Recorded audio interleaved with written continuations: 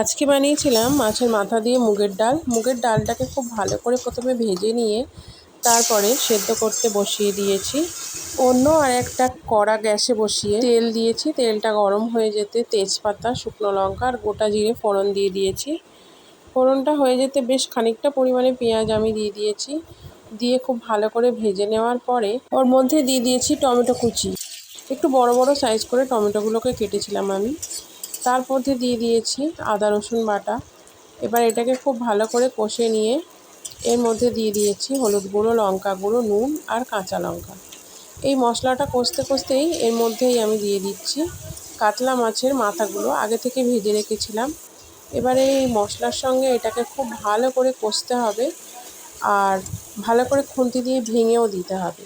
আর মশলাটা কষা হয়ে যেতে আমি এর মধ্যে দিয়ে দিয়েছি আগে থেকে সেদ্ধ করে রাখা ডালটা দেওয়ার পরে খুব ভালো করে এর সঙ্গে মিশিয়ে নিয়েছি।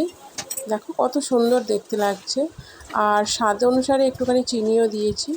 হয়ে যেতে ওপর থেকে একটুখানি গুঁড়ো গরম মশলা ছড়িয়ে ভালো করে মিশিয়ে দিয়েছি। তো এই রেসিপিটা তোমাদের কেমন লেগেছে অবশ্যই তোমরা জানাবে। আর যদি ভালো লাগে অবশ্যই একটা করে লাইক করে দিও।